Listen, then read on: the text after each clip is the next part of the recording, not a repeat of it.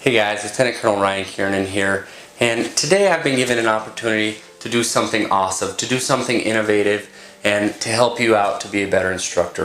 We're going to start this video series. It's going to be a 3 or 4 part video series, and the goal is to teach you things about being an instructor that you don't know yet. Stuff that you can take and put in your tool bag along your aviation career to make you better and to make future Air Force aviators better. So I've been in the Air Force for 18 years now. 9 of those years have been teaching at the C-130J schoolhouse, and I'll tell you, it's been an invaluable lesson, and I've really got a lot to pass on. The big thing is this: when I left instructor school from the schoolhouse, I really thought that I understood how to be a good instructor. I really thought that they had trained me well how to be a good instructor, but here's the problem: I had one way of instructing. And what I've learned over the last 5, 6, 7, 8 years is there's no one way to teach a student. Each student is going to learn differently. Each student has a different approach to learning. And so as a good instructor, you have to adapt to them, your student, because ultimately that's what we're looking for, is a well-trained student who can go out and fight for us. So hopefully that's what we can discuss in this video session, is how do you mold as an instructor to your student to make them more efficient and better. So most instructors that we get at this stage in the game, for better or for worse, this is just kind of how it is. They've all been to IP school, right? The problem with a lot of the IPs we get, and again, no fault of their own, is instructing or being an instructor might not be their primary job anymore. Flying might not be your primary job anymore by the time you get to the schoolhouse. You know, we've got guys going to the group, we've got guys going to the wing, we've got guys doing their Air Force jobs that might not be being an instructor. And unfortunately, I think that that's the mindset that we need to have, is, hey, being an instructor pilot in the schoolhouse, that is my primary job, and this secondary, tertiary job, this should be the background for me, right? Another thing we see is once you become an IP, especially in the schoolhouse, you're not getting much additional training as an instructor or learning tools as an instructor. You know, my wife is a physician, and one thing that I see every year is she has 12 hours of extra school that she has to do, complete either online or in a seminar every year, to practice her trade, her skill set. And as instructors, we're not getting those extra hours to learn how to be better instructors. Once you're an instructor, you've checked that box. It's done. You're an instructor, right? And I think that we're doing a disservice by not giving us those extra hours to learn different tools, different techniques, different tips. Hey, how does this instructor do it? You know, that's important stuff. And part of that parlays into, we're not really exposed to other instructors once we get our IP sign off in the schoolhouse. And there's a lot of value added, I think, to listening and watching other instructors teach, right? And we don't necessarily get that. The last thing I see with instructors is they've got the this is my way mentality of instruction, and there should not be a this is my single way of instruction. It needs to be a toolkit of many different ways of teaching our students that they'll best respond to. So we need to get away from the this is my way of teaching. Okay, so let's dive right in, guys. And the first thing I want to do is a little bit of a self-assessment here. So let's ask ourselves now, when is the last time I, as an instructor, did something to make myself better as an instructor? Changed my technique, used a new tool, anything different. When's the last time I did that? If the answer was last flight, awesome. So now let's assess how that performance is and see if we can make it better from there. If the answer is, I haven't really changed the way I've taught or tried to update the way I'm teaching in forever, well, that's okay too. Now we have somewhere to start. But let's kind of reverse engineer this whole instructor thing and start from the beginning. Let's start with the goal and the definition of the goal. We want to talk about learning. So what is the definition of learning? And I'm just going to whiteboard this out real quick. Learning is a change in one of 3 or all of three, or combination of any of these three things. We've got a change in knowledge, skill, and behavior.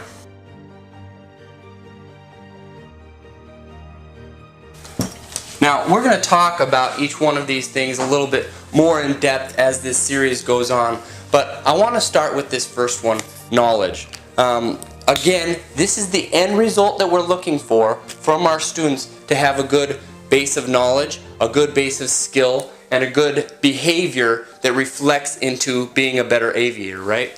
So let's start with this first one, knowledge. And again, we preach this all the time. Hey man, you gotta be in the books, you gotta be in the books, you gotta be in the books.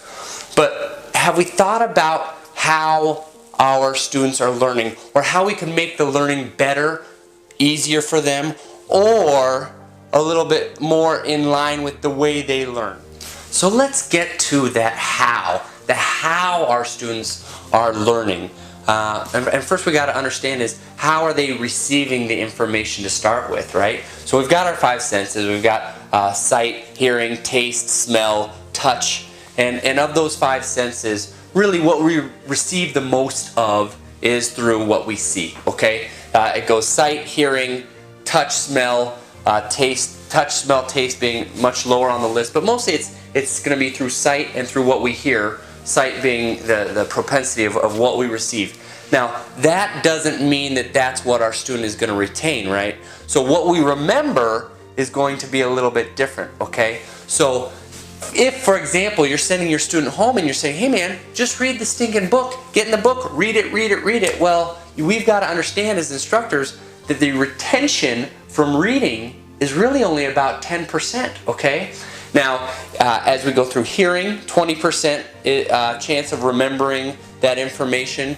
What we see, 30% of what we see and what we take in from sight we can remember. But here's the big one, is when you start combining these ways that the student is getting their information, the propensity for success is so much higher. So for example, when we teach something and a student gets to hear it and see it, guess what? Now they have a 50% likelihood on average of remembering that information. So let's ask ourselves, really, how am I presenting this information to my students? And is that in line with how they learn?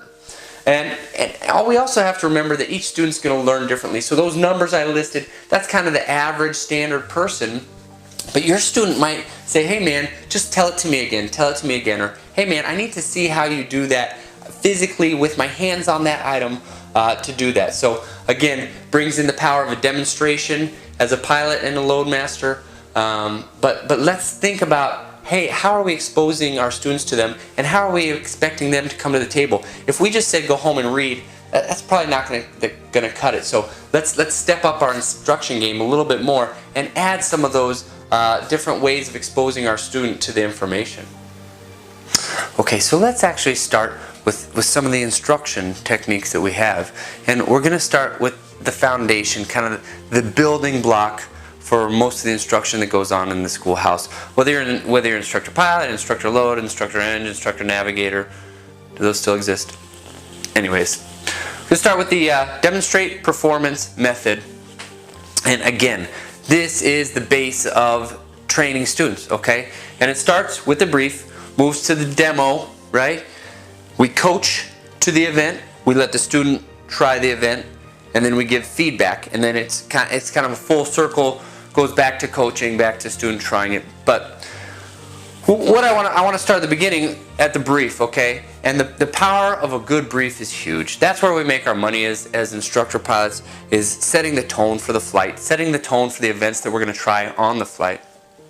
And I sit down at the tabletop with my student, and I'm very clear as to A, what the objectives are for the flight, and B, how we're going to quantify whether or not we succeeded with those objectives at the end of the day, or whether we need to work on those for the next flight. So spelling out how this event is going to go down, whether it's assault landings or rigging a heavyweight load in the plane, spelling it out and writing down those goals. And I even go so far as saying, hey dear student, write this down with me, because this is what we're going to look at the end of the day to determine whether or not we were successful or whether we need to practice some more, right? So then it moves on to the demo.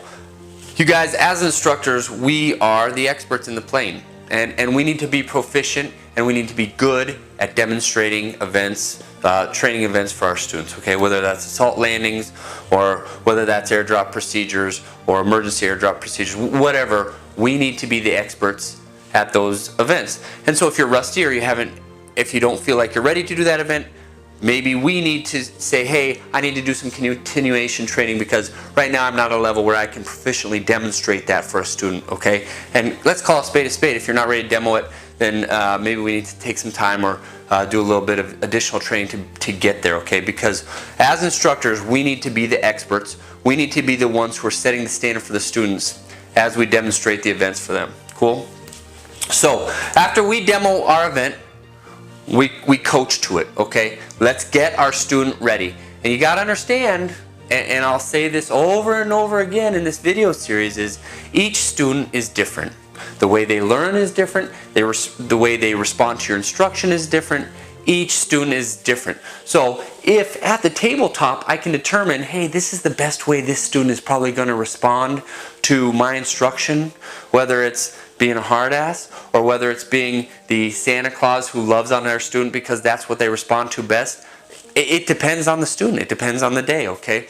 So we will coach the student to the event, get them ready for it, say, hey, here's what I'm looking for, here's some secrets to success, here's what I want you to try. Again, looking at the objectives that we've spelled out at the beginning of the day as our goal, and then we let them try it, we let the student attempt it, and this is hard for a lot of instructors, but we kind of need to be hands off when they're attempting it. They need to learn from their mistakes.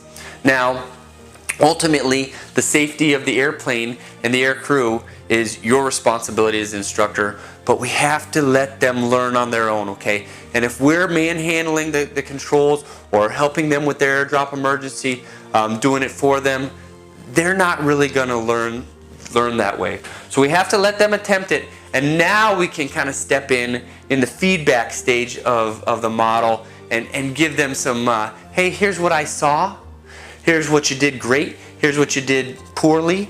And this changes as their students go through the course, as they get closer and closer to graduation. You know what, maybe we have a little bit less feedback.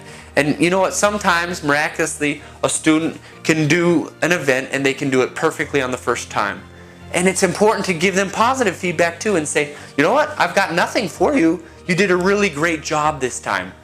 But when we give positive feedback, I think it's really important to also say, here's why you were successful, okay? And when we give negative feedback, which we do in this career field, when we give negative feedback, we need to say, okay, here's how you messed up, and here's how to make it better for next time.